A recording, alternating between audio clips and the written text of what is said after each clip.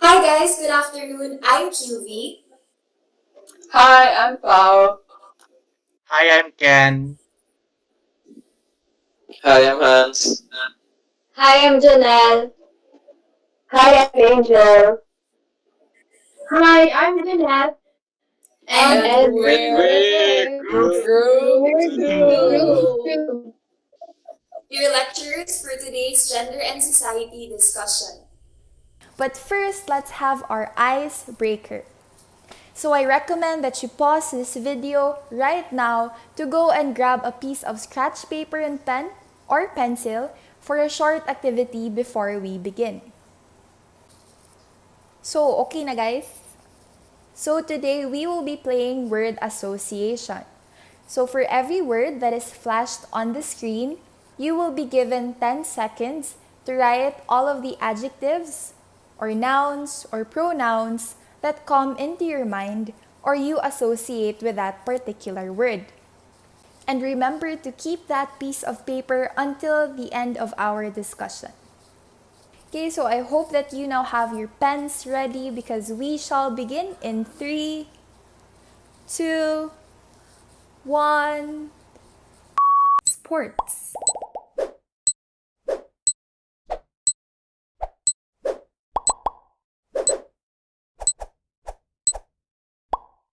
Beautiful.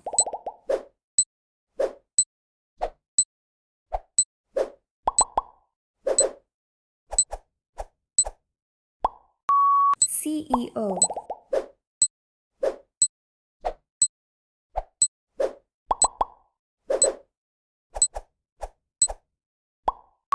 Ballet.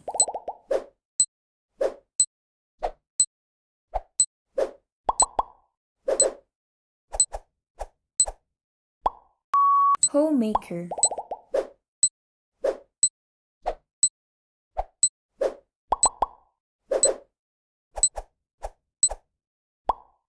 Shopping.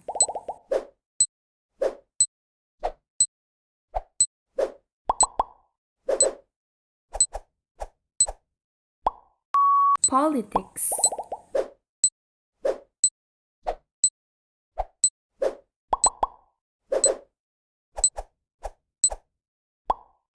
Fine arts.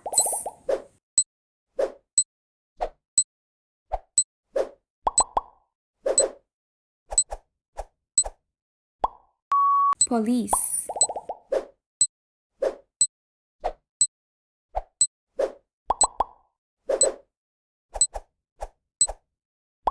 Last word is teddy bear.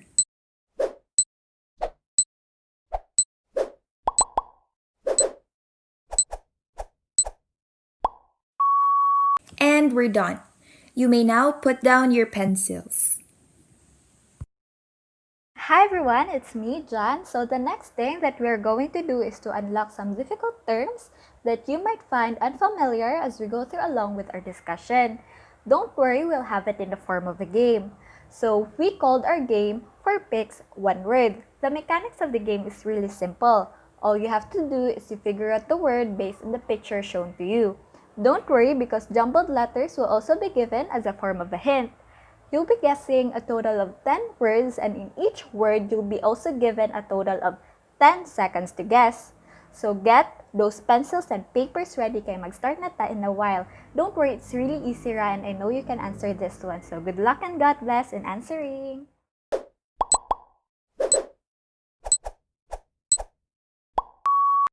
So, number 1.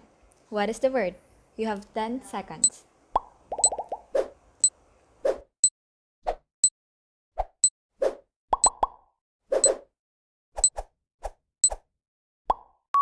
Time's up! The correct word is violence.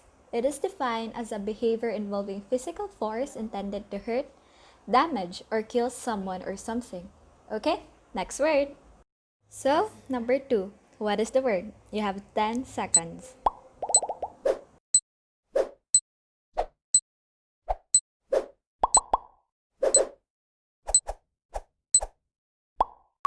Time's up! The correct word is woman or women, an adult female belonging to a particular category, as by birth, residence, membership, or occupation. Next word. So, number 3. What is the word?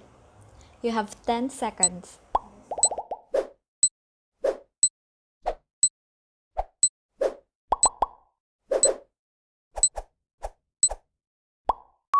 Time's up! The correct word is stereotypes. It is a widely held but fixed and oversimplified image or idea of a particular type of person or thing. On to the next word. So, number 4. What is the word? You have 10 seconds.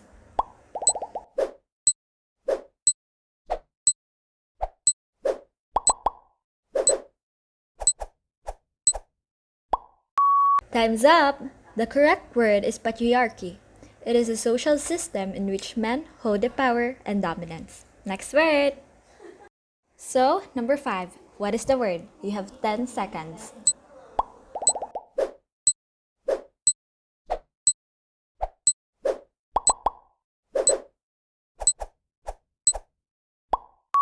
Time's up! The correct word is sexism. It is any expression, either an act, word, image, or gesture based on the idea that some persons, most often women, are inferior because of their sex. Okay, next word.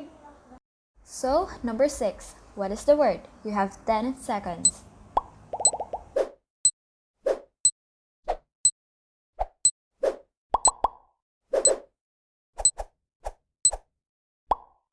Time's up! The correct word is prejudice. It is defined as a biased judgment or irrational attitude against an individual or group of individuals not based on reason.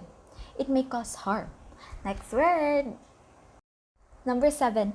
What is the word? You have 10 seconds.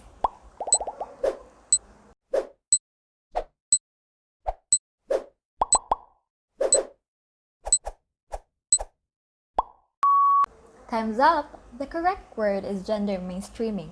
It involves the integration of a gender perspective into the preparation, design, implementation, monitoring, and evaluation of policies, regulatory measures, and spending programs with a view to promoting equality between women and men and combating discrimination.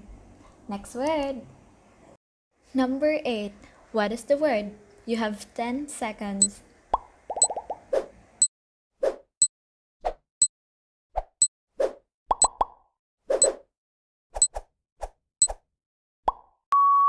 Time's up!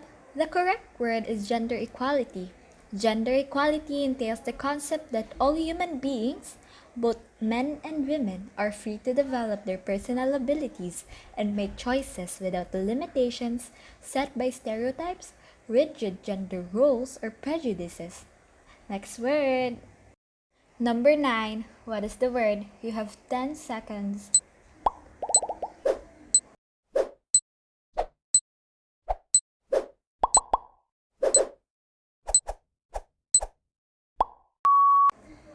Time's up! The correct word is gender needs. These are needs of women or men that relate to responsibilities and tasks associated with their traditional gender roles.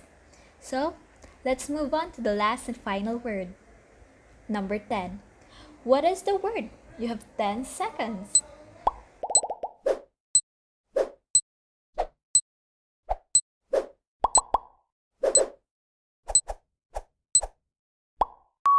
Time's up! The correct word is gender. Gender is an acquired identity that is learned, that changes over time, and that varies widely within across cultures. So, how many terms did you correctly guess? A 5, an 8, or maybe a perfect 10?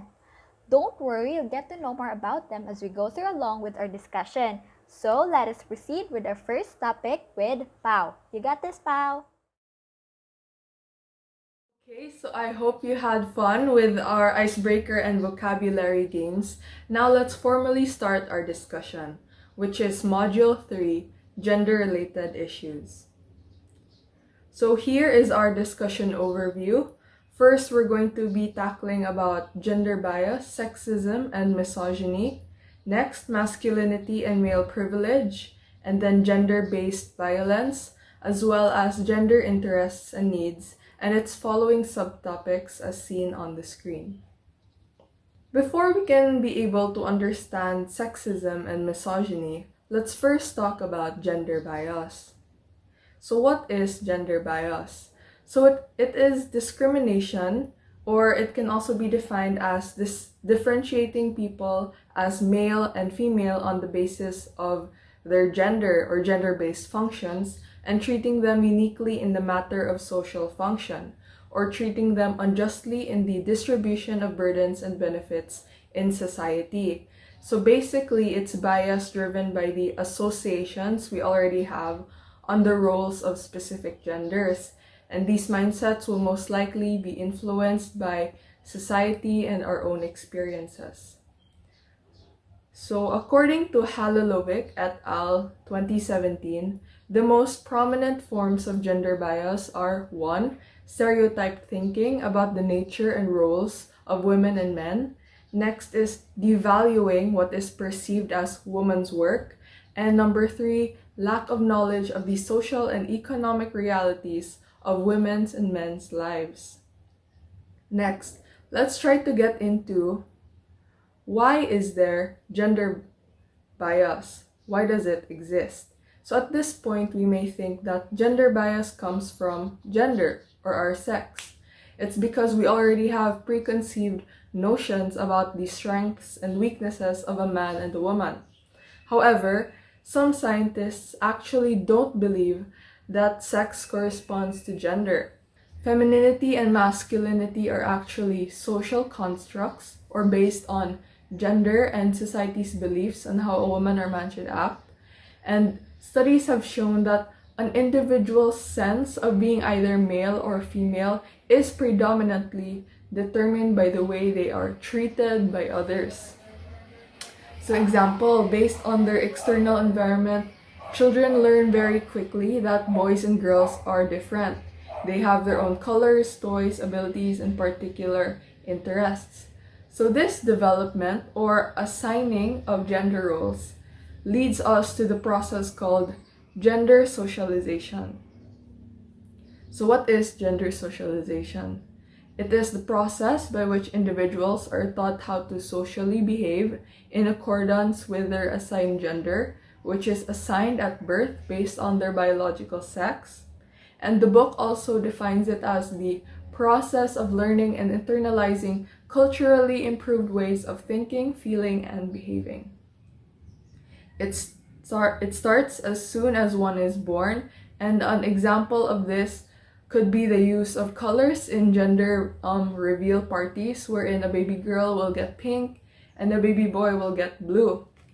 Thus, through the process of socialization, gender differences are established and human beings accept different social attitudes about male and female. So this process may be able to explain why there is gender bias. So what could have led to gender socialization? According to Professor Peter Singer, the source of this socialization is that in earlier, simpler societies, the sexes had different roles because women had to breastfeed their children for long periods of time and they had to stay near home, whereas men, this gave the role of hunting and going out to the men.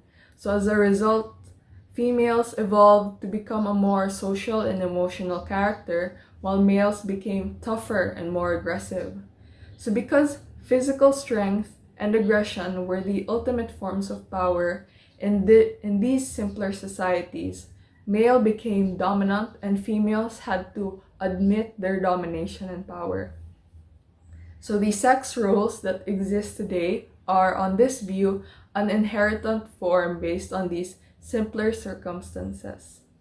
So I'm sure that at some point in our lives, we have or will come to experience gender bias, whether or not we'll realize it. So what are sexism and misogyny, and how exactly are they different? So sexism is prejudice and inequality or discrimination of people on the basis of their sex, typically against women. And misogyny, on the other hand, has been described as the extreme hatred against women. But a more updated definition of it is the entrenched or ingrained, meaning inherent, prejudice against women. So structural and cultural norms can breed misogyny. So misogyny is sexism in its scarier and extreme form of applications. So sexism can produce feelings of worthlessness, self-censorship, changes in behavior, and a deterioration in health. And sexism lies at the root of gender inequality. So let's talk about the updated view of sexism and misogyny. So according to a Cornell philosophy professor, Kate Mann, who gives us a slightly different perspective on these two topics, according to her, misogyny isn't simply a deep hatred towards girls and women. It's these social systems or environments where women face hostility and hatred because they're women in a man's world, a historical patriarchy. So remember that the patriarchy is a social system in which men hold the power and dominance. So she believes that misogyny and sexism works hand in hand to uphold those patriarchal social relations. Sexism is the ideology that supports patriarchal social relations, but misogyny enforces it when there's a threat of that system going away. Misogyny rewards women who reinforce the status quo and punishes those who challenge male dominance. So you can notice that there are some men, misogynists, who love women, yes, but they become misogynistic when they start to abuse women who challenge their dominance and their power. So that can be a sign of someone who is misogynistic. So how is misogyny manifested? So the presence of this in cultures and societies often lead to high rates of violence against women and the commodification and objectification of women. Basically, this is when women are treated like commodities or things and not humans. And if you've noticed something, my research on the definitions of sexism and misogyny has mainly led me to injustices towards women. However, prejudice comes in many forms, and other genders are victims as well, which will be discussed later on. So we will typically understand the definition of misogyny and its manifestations in its more aggressive form, through violence. However, it's also important to mention its less popular but significantly more common indication, which is microaggressions as a form of ingrained prejudice. So ingrained, again, meaning inherent or meaning something inside of us already. So these may come in the form of subtle messages with sexist assumptions that we may inadvertently say to our friends and peers that will make them feel ashamed. So these could be sexist jokes, insults, or threats, and the use of our language. And remember that violence oftentimes starts out with a joke. So now remember that this type of aggression, called microaggressions because they're so small or they seem small, remember that their negative impacts are immense on the person affected, especially when you account for all the microaggressions people can get in a single day, multiply that by a week, 7 days, and a month, and so on, and again, the impact is immense. So these may perpetuate instances of victim blaming and the normalization of sexualization of women, as mentioned earlier, or the acceptance of violence. So sometimes this is when people will say, I don't want to make a fuss, because even if people are being aggressive or violent towards them, society may shame them for thinking that they should defend themselves. So these have a psychological impact on the growth and development of people. So how can we combat these mindsets and realities of gender bias, sexism, and misogyny?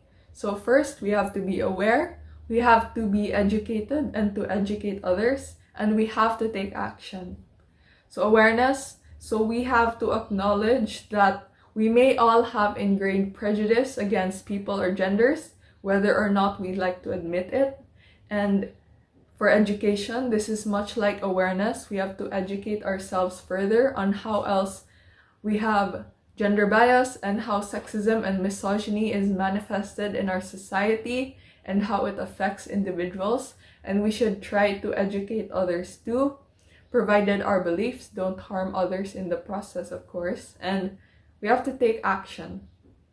We have to support causes that fight for gender rights and equality, and don't condone sexist and misogynistic remarks and actions, especially if you're the bystander and not the victim. So thank you, friends. That's all for my portion of the discussion, and I'll be closing with a very short and educational video about sexism and how else it is manifested in our society. Sexism exists everywhere. It exists in the way we speak, the words we write, the images we create, and the way we act. It impacts women differently, and to a greater extent than men. It's around us from childhood, with boys encouraged to run, jump, and be active, and girls socialized into passive, pleasing, ladylike behavior. It hits out at us from bus stop advertising, magazine covers, toys, computer games, or pictures posted on the wall at work. It's there in the home, where women still perform far more unpaid work than men. It's in the workplace, where women are ignored and silenced, passed over for promotion, penalized for having a family. It exists each time a victim of sexual violence is told in a court that she was asking for it. It's present each time a sportswoman is portrayed as a wife and mother, or asked to conform to a girly, sexy stereotype, and her sports achievements are downplayed. It's there when girls drop out of sport because they're told they don't have the right body. It exists when men who look after their children are ridiculed. It exists every time politicians who are women are silenced by jokes or comments about their appearance. It spreads its poison through social media, with women and girls silenced and degraded through vicious, sexualized attacks. Sexism is not just an attack on women, it's an attack on everyone. It leads to societies that are not safe for everyone to thrive, with no space for diverse voices, talents, or leadership. At worst, it creates a climate that leads to violence and murder. That's why the Council of Europe has come up with the world's first legal text addressing sexism in all its forms. We're taking a stand against sexism. Will you?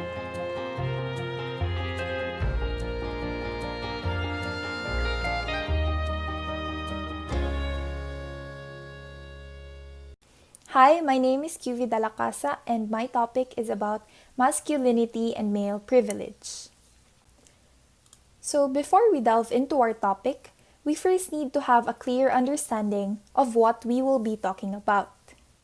So here, let's take a look at the difference between men and masculinities. So when we talk about men, we refer to a socially constructed and ever-changing gender identity. On the other hand, when talking about masculinities, these are behavior and culture associated with men, or the different ways of being a man. So basically, masculinities refer to how men should act or how they should project themselves in the community or in the society. So, where do these ideas come from? Now, as socially constructed identities, it is still the same society that assigns roles for each gender. So, for example, this number one, in dating, it is men who should pursue and court women. Women don't do that, right? Women do not court men. So, just like in the photo, we see the practice of harana, which is a traditional form of courtship in the Philippines. So in harana, diba, it is men who perform or who sing for the women. And the women just, stare at amusement maybe.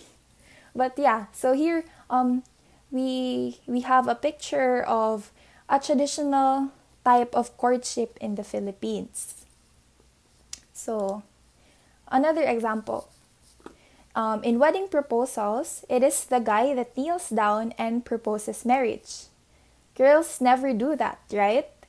So, often, this is the kind of picture that we see like when proposals happen, right? So, it is always the guy that kneels down, and women, basically, they just wait for the guy to do all that, right? And it is always expected for the guy to do all of the proposing and stuff, right?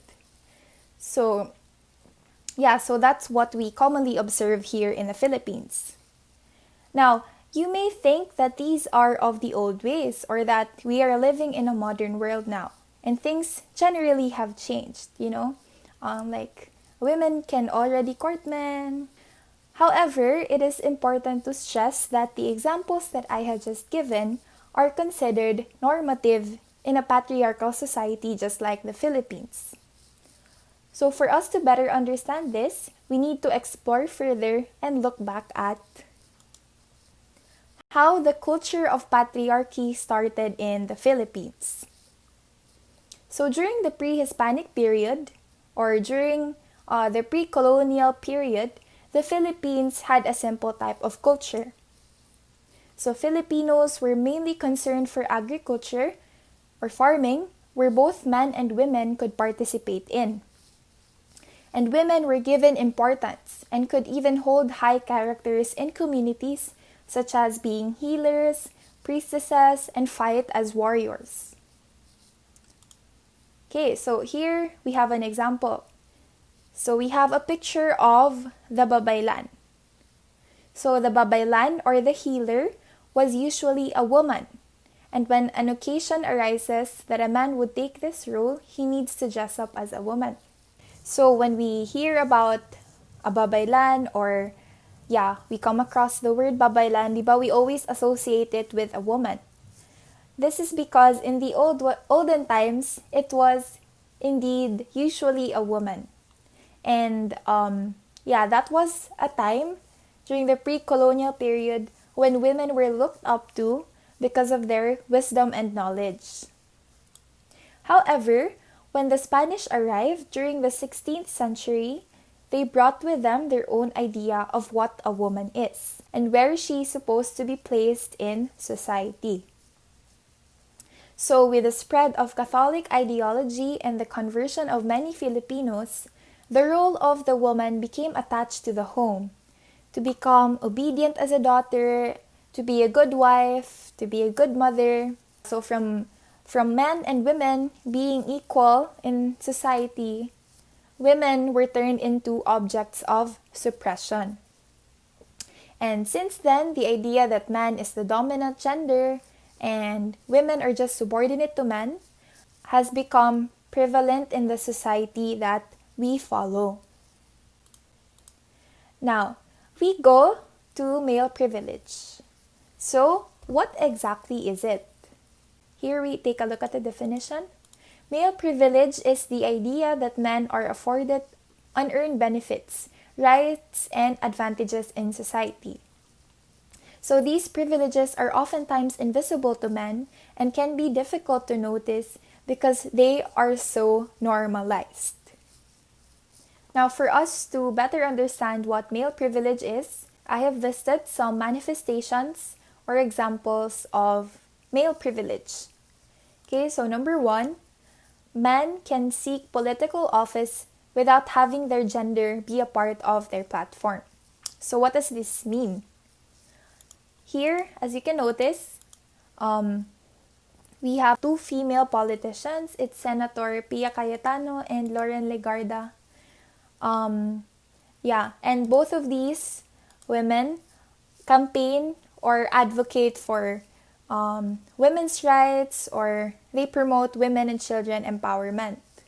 So it's quite common for females here in the Philippines and even in other countries that when they run for office, especially higher office, they would include women and children's rights, protection of women and children in their platform. However, I have never come across or heard of a male politician campaigning for male rights and stuff alike. So yeah, that's just it. And second, a decision to hire you won't be based on whether the employer assumes you will be having children in the near future. So this is just like the situation being presented in the Galang video that we watched before. So yeah. And third, men can generally walk alone at night without the fear of being raped or otherwise. Fourth, you can use curse words publicly and be less negatively judged due to your sex if you appear to be a man. So, yeah, I think this is true. When we see a girl who tend to curse a lot or who swears a lot, kaya diba, like she's often labeled as indecent or sometimes uncultured. So yeah. And fifth, growing up, chances are you were encouraged to be more active and outgoing than your sisters. So for number 5, I have a personal experience on this. As a girl, okay, I think there are more rules established for me than for my brother. So yeah. Anyways, let's move on. Now, we have already mentioned about the benefits of men and their privileges just because they are men. However, it is important to note that the rigidity of gender roles is not only oppressive to women. So we have to emphasize that men can be victims of the system too. So this line here, I really like it. It says, masculinities are idealized notions of manhood, but not all can conform to ideals. Some men may actually be struggling to cope up with the expectations that society throws at them. So to explain this further, we make use of the man box. I obtained this from the CSU's website. So inside the box, we see a list of socially valued roles that are expected by the society from men. So words such as strong, tough, intimidating, athletic, never show weakness, right? While outside of the box, we see words that society labels men when they don't act according to what are expected from them. Men are confined into a narrowly constructed definition of manhood. So, what becomes the effect of all this? So, for example, when men are told not to be emotional, men become repressed because they can't express their sentiments. Another example, when little boys are told to man up or be a boy, diba? It's quite common nga when like, especially if you have a tough father or tough uncles or cousins or elders around you, diba? If you're a little boy, then you start crying, then they tell you nga, act like a boy or man up, diba? So instances like this takes away the security that boys feel about their masculinity. So just like in the picture. So all of these experiences could build up to anger issues, depression, and other mental health problems among men. And so with all this, we can see how our patriarchal society greatly affects not just women, but as much as or even more, men. So yeah, thank you for listening, and I hope that you can learn something from it and ponder on it and realize that men have struggles too, just because they are men. Good afternoon, everyone.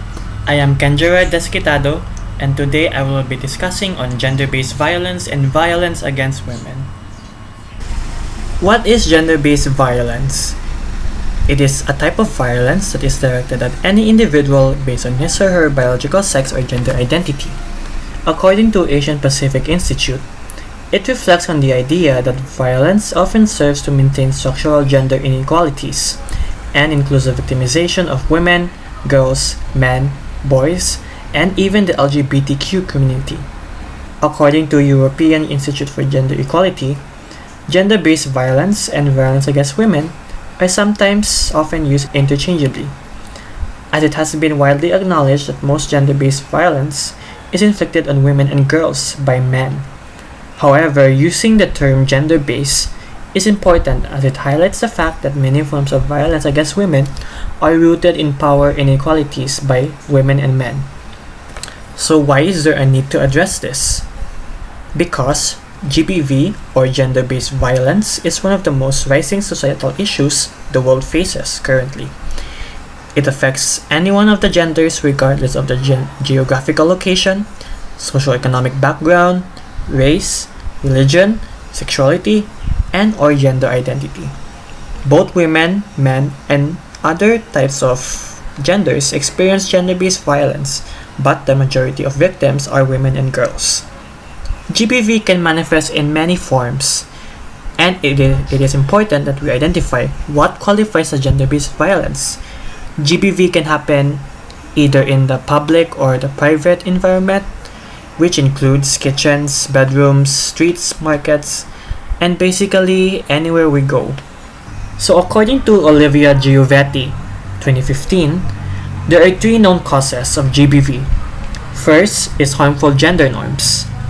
Gender stereotyping is often used to justify violence against women.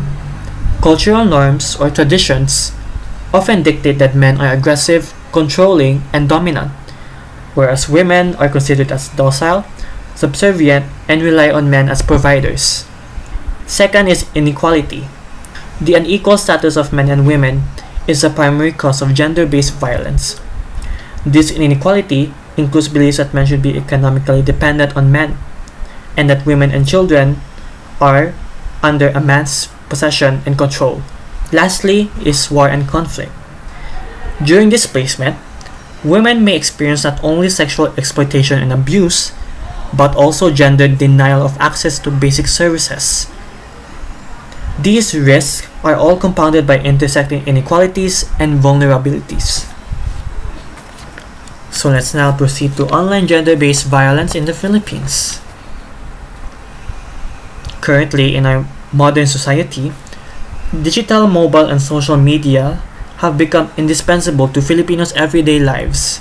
However, women can have a distinct experience when it comes to being online, especially as gender-based violence manifests in various forms when it comes to virtual spaces. The Association of Progressive Communication refers to online gender-based violence, or OGBV, as acts that are committed or aggravated in part or fully by the use of information and communication technologies, or ICTs, such as phones, the internet, social media platforms, and email. So there was a study way back in 2019 taken or recorded by the Take Back the Tech Philippines software, where it revealed a total of 49 cases of OGBV within the Philippines.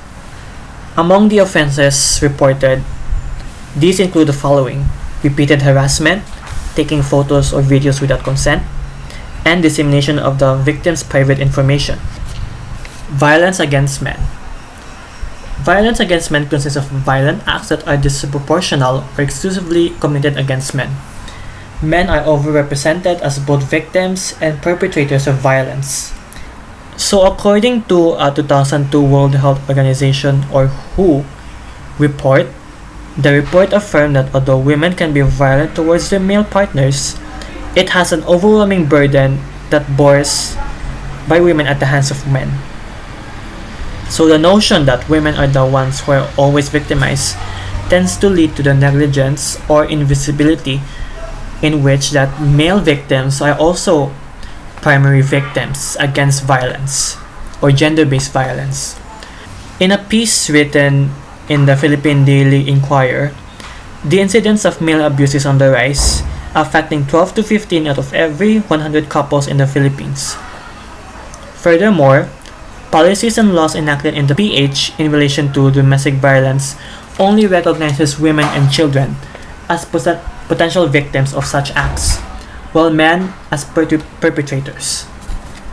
So in the Philippines, students who identify as part of the LGBTQ community as well, too often find that their schooling experience is marred by bullying, discrimination, and lack of access to LGBTQ related information. Thus, they are more prone to physical or sexual assault. These abuses can cause deep and lasting harm on the student's right to education. In 2012, the Department of Education, which oversees primary and secondary schools, enacted a child protection policy designed to address bullying and discrimination in schools, including on the basis of sexual orientation and gender identity. However, these policies, while strong on the paper, have not been adequately enforced. In the absence of this effective implementation and monitoring, many LGBTQ youths continue to experience bullying, discrimination, and harassment. So let us now go to violence against women. So as defined by the UN Declaration on the Elimination of Violence Against Women, or 1995, VAW is any act of gender-based violence that results in or is most likely to result in physical, sexual, or psychological harm or suffering to women, including threats of such acts, coercion, or arbitrary deprivation of liberty, whether occurring in the private or the public environment. Let us now go to Republic Act 9262, or the Anti-Violence Against Women and Their Children Act of 2004. So this act defines violence against women and their children to any act or series of acts committed by any person against a woman who is his wife, former wife, or against a woman with whom the person has or had a sexual or dating relationship, or with whom he has a common child, or against her child, whether legitimate or illegitimate, within or without the family abode, which result in or is likely to result in physical, sexual, psychological harm or suffering, or economic abuse, including threats of such acts, battery, assault, coercion, harassment, or arbitrary deprivation of liberty. So Section 2 defines or declares that the state values the dignity of women and children and guarantees full respect for human rights. The state also recognizes the need to protect the family and its members, particularly on women and children, from violence and threats to the personal safety and security.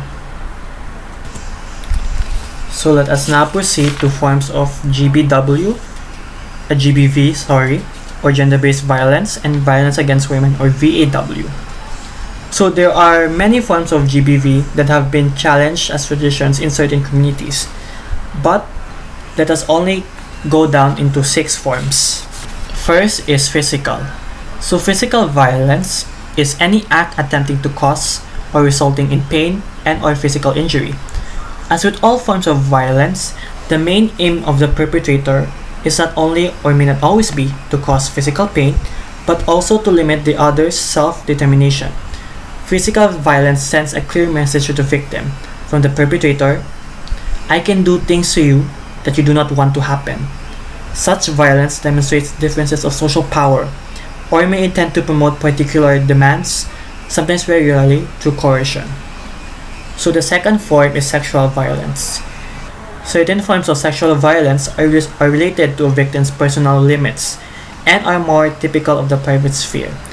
So it puts more emphasis in non-consensual acts. So third is psychological.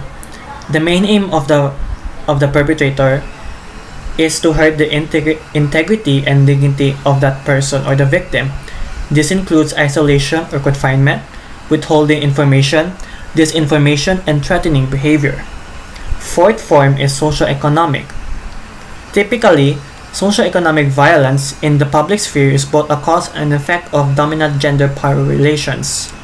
Typical forms of socioeconomic violence which include but are not limited to taking away the earnings of the victim, not allowing them to have a separate income, or making the victim unfit for work through targeted physical abuse. Fifth is verbal.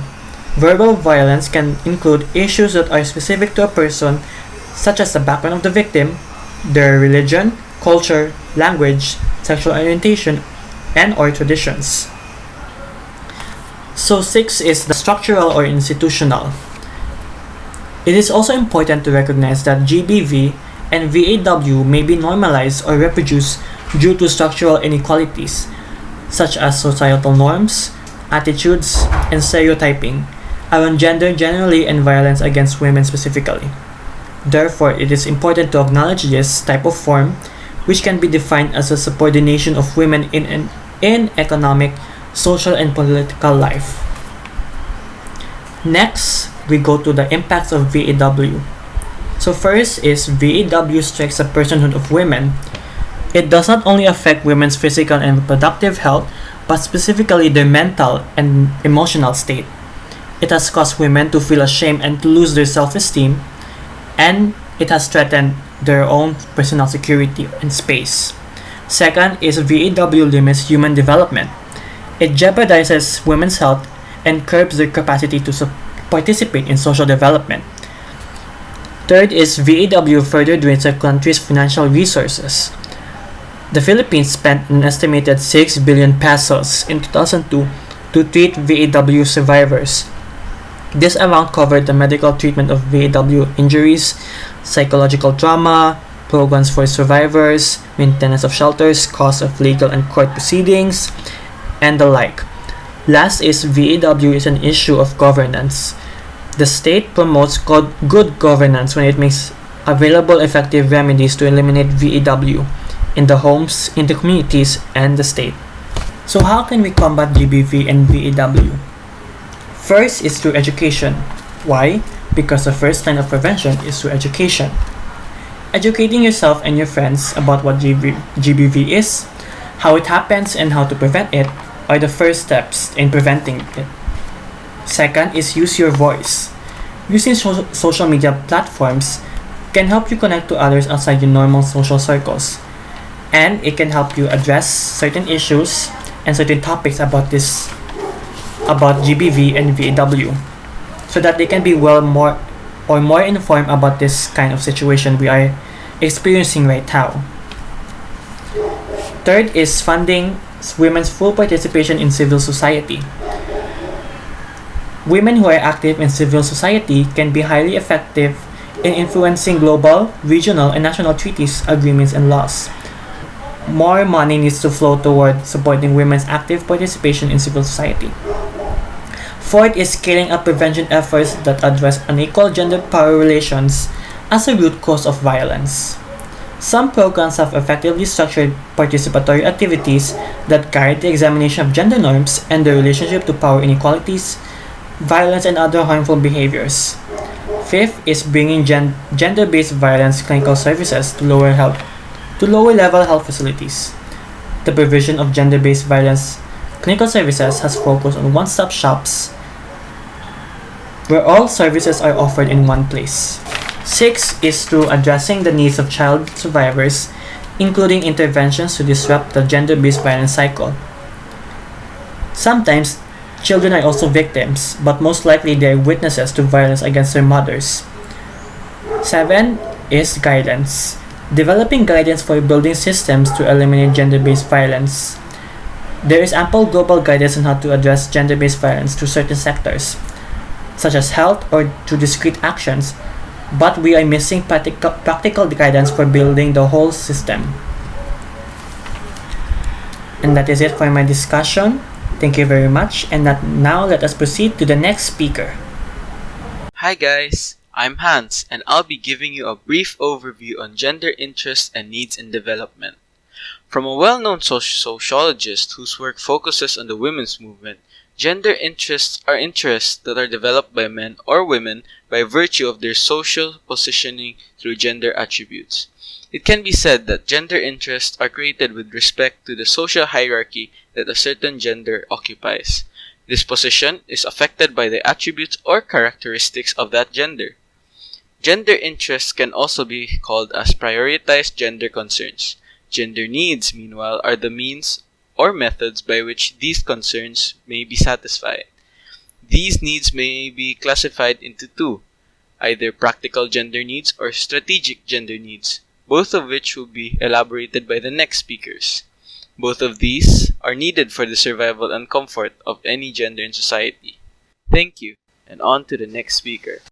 Good afternoon, my name is Janelle and I'll be presenting the practical gender needs. So, practical gender needs are the needs of women or men that relate to responsibilities and tasks associated with their traditional gender roles or to immediate perceived necessity. Responding to practical needs can improve quality of life but does not challenge gender divisions or men's and women's position in society. It generally involves issues of condition or access. It is also concerned with the gender's immediate need for survival, such as nutrition, living conditions, healthcare, and employment. They are based on existing gender division of labor. And according to Moser, an equal gender division of labor and the structures that support an equal gender relations are not sufficiently challenged by merely addressing practical gender needs. So, next is, what are the indicators of practical gender needs? Indicators include income, access to information and services, awareness, protection and counseling, maintenance of hygiene and sanitation, regular employment, healthcare and insurance coverage, and regular employment. Hi, I am Angel May M. CALDA and I will be presenting Strategic Gender Needs. So what is strategic gender needs? It stems from a woman's strategic gender interest due to their socialized gender role as a woman, one who has a subordinate position in the society. It is rooted in gender inequality, where there is lack of political representation, unfair gender division of labor, violence against women, and non-observance of equal pay. Basically, this does not focus on men's dominant position in society, rather, it is the removing of the subordinate position of women and upholding gender equality. Strategic gender needs include abolition of sexual division of labor, alleviation of the burden of domestic labor and childcare, the removal of institutionalized forms of discrimination such as rights to own land or property, access to credit and other resources, freedom of choice over childbearing, measures against male violence and control over women. Yes, so there are several instances where strategic gender needs are practiced by women in society and politics. The Me Too movement was founded by survivor and activist Tarana Burke on the year 2006, giving light to speaking up against violators. 11 years later, with the help of social media, the hashtag MeToo went viral on Twitter. Overnight, this has become a global movement, empowering young people, queer, trans, the disabled, women and men of color to speak up against their violators. Women in politics. Former First Lady Michelle Obama spoke up about equal pay in the USA, emphasizing that women must get equal pay for equal work. Representative Alexandria Ocasio-Cortez, or AOC, responds to verbal abuse from male Representative Yoho with a statement, using women, wives, and daughters as excuses for poor behavior is not acceptable. PH Senator Risa Hontiveros calls out Filipino misogyny in politics, where the male politician numbers overpowers that of women for years. So in order to summarize it further, if you give someone a fish, the saying goes, they will be hungry again tomorrow. But if you teach them how to fish, they will never be hungry again. To give a woman a fish is to address their practical gender needs. To give her fishing skills is to meet her strategic gender needs. This has been Angel May and CALDA for the topic of strategic gender needs. Good afternoon, everyone. I am Gwyneth DAYAGAN, and today I will be discussing all about the challenges for the fulfillment of gender needs in the Philippines. The Philippines enacts gender mainstreaming, or the strategy for the inclusion of a gender perspective. However, what is gender mainstreaming and how does it become a challenge for the fulfillment of gender needs in the Philippines? When people hear the term gender mainstreaming, confusion takes place about the term. The gender mainstreaming strategy was adopted by the European Union in 1999. However, confusion exists among many people regarding the actual purpose and influence of gender mainstreaming. There are different responses from people when one mentions the word gender mainstreaming. Some know it as a strategy promoting equal opportunities and rights for women. They know gender mainstreaming as a strategy to fight against women's poverty and to help to improve women's health, which it is, and as such, has brought about improvements for women in many areas. Others connect gender mainstreaming with the idea of erasing all gender differences, promoted by an education in which girls and boys are treated exactly the same. Others think of it as a strategy to promote LGBT views and a negative view of heteronormativity. Depending on the knowledge about gender mainstreaming and related gender issues, Christians view gender mainstreaming as something positive or negative or as something in between. For example, some Christians believe that women can be in leadership roles or even preach. Others don't. These are just a few of the dividing and confusing topics related to gender mainstreaming. Before knowing the real definition of gender mainstreaming, let us define some of the related terms to gender mainstreaming. Definitions of gender. While gender is used to be defined as the behavioral, cultural, or psychological traits typically associated with one's sex, many of the United Nations or European Union definitions on their websites now define gender in the following way.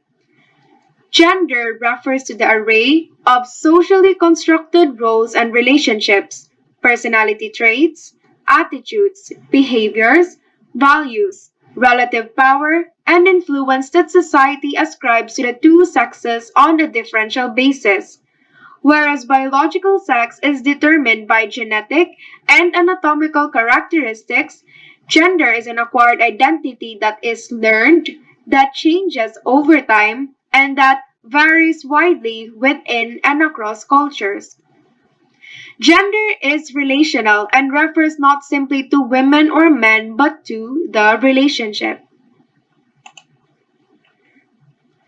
The definitions one finds on the European Union or United Nations websites reflect a post-modernist view of what gender entails. It is seen as something that was entirely constructed by humans and thus it can be deconstructed and reconstructed by humans. The term gender as it is used today originates from the field of sexual psychology and was the result of an endeavor to deal linguistically with transsexuality, which resulted in the conception of the dissociation from biological sex and emotional or metaphysical gender. Through the use by the gay movement, the meaning of the term became more and more understood as gender being something that is socially constructed. In combination with postmodernism, which rejects the view of a unifying truth, it is now no longer up to the society to construct gender roles and norms, but it is up to each individual to do it for him or herself, or should we say, for itself. Now, let's move on to equality. Equality is not about treating people the same, because different groups of people have different needs. Different groups experience discrimination in different areas of life in different ways. Treating everyone the same can have the effect of being an indirect form of discrimination when it is clear that some groups have much greater needs than others. Equality is about securing equality of opportunity, equality of participation, and equality of outcome. These sounds reasonable, but becomes problematic when applied in contrast to a Christian worldview. Does it mean, for example, that homosexual couples must have equal opportunity to marry? Or must a mother have the right to abortion in order that she has equal opportunities as a professional? Gender equality entails the concept that all human beings, both men and women, are free to develop their personal abilities and make choices without the limitations set by stereotypes, rigid gender roles, or prejudices. Gender equality means that the different behaviors, aspirations, and needs of women and men are considered, valued, and favored equally. It does not mean that women and men have to become the same, but that their rights, responsibilities, and opportunities will not depend on whether they are born male or female. Now, let's take into account what gender mainstreaming really means. Many people believe that gender mainstreaming is a compensatory measure for an unequal treatment of women. In the light of gender mainstreaming, quite a few measures have indeed been taken to do that. However, it goes far beyond a compensatory measure. Gender mainstreaming is a strategy to change the whole structure of society. Women and men have different needs and living conditions and circumstances, including unequal access to and control over power, resources, human rights, and institutions, including the justice system. The situations of women and men also differ according to country, region, age, ethnic, or social origin, or other factors. Gender mainstreaming aims to solve sometimes hidden gender inequalities. It is therefore a tool for achieving gender equality. Now, how does it become a challenge for the fulfillment of gender needs in the Philippines? Philippine gender literature only assumes two gender roles, the male and the female, and that one sex is the same as one's gender. Biologically, male persons are all masculine, biologically, female persons are all feminine. This thinking ignores the existence of LGBT persons, or persons who do not fall categorically into masculine or feminine roles. Now, let's talk about the Republic Act number 9710, also known as the Magna Carta of Women, in which it aims to eliminate discrimination against women by recognizing, protecting, fulfilling, and promoting the rights of Filipino. Confusion also arises because gender and women are not defined in primary gender streaming texts, such as the Magna Carta of Women. This assumed homogeneity also disregards LGBT persons' gender needs. Gender mainstreaming policies in the Philippines group women into one homogeneous category while vaguely defining who women are. While women do have some similar needs based on their biology, nuances are present in the needs of women as influenced by their religion, class, race, nationality, and age. Unlike many other laws on gender, the Magna Carta of Women explicitly included the term sexual orientation as a prohibited basis of discrimination under Section 3, Principle of Human Rights of Women. While it did not cover gender identity explicitly, the inclusion of sexual orientation was significant and has implications in practice for LGBT people. The Magna Carta of Women provided for clear mandates to certain government agencies and local government units to adopt gender mainstreaming via creation of gender and development focal points, generation or maintenance of gender statistics, and allocation of budget for gender programs. The overall monitoring and oversight of activities are performed by the Philippine Commission on Women, or also known as PCW. While there is no law that explicitly defines who is a woman, the implementation of gendered provisions in laws or related policies remain based on a person's assigned sex at birth. So while it is clear in the law that the Magna Carta of Women will protect all women, in practice, government agencies will not include transgender women. Conversely, agencies may consider that transgender men are included based on their assigned sex at birth. In addition, transgender men are typically reluctant to access services that require them to identify as female or to disclose that they are transgender, particularly if they fear that this will result in further discrimination. While there are specific laws and provisions, for example, Muslim women, indigenous women with disabilities, and women from other disadvantaged groups in the Philippines, those enacting policies and laws often assume these women are the same and experience similar factors that influence their access to resources and which issues constitute needs. This lack of clarity in addressing women's needs based on their roles, biology, culture, and subordinate positions show how gender needs may become confused. So for the progress, however, there has also been some progress in this regard recently. Within the context of accountability, the state has an obligation to respect, protect, and fulfill human rights. The respect of human rights encompasses the obligation to refrain from doing actions that violate those human rights.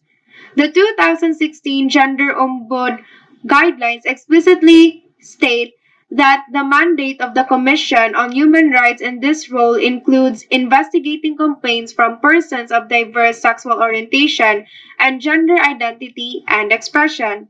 These also include that states cannot criminalize gender expression or put abusive eligibility criteria in place for legal gender recognition.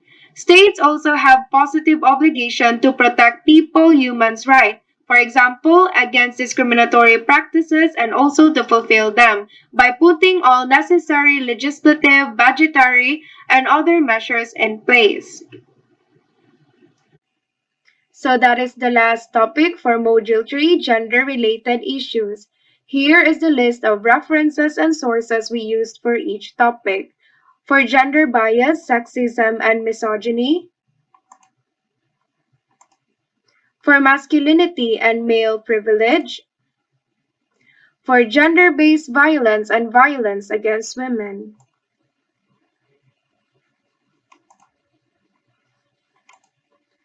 For gender interest and needs, and lastly, for challenges for the fulfillment of gender needs. And that marks the end of our discussion for today. Thanks for listening. You may now click on the link provided to assess yourself on what you have learned with Module 3, Gender-Related Issues.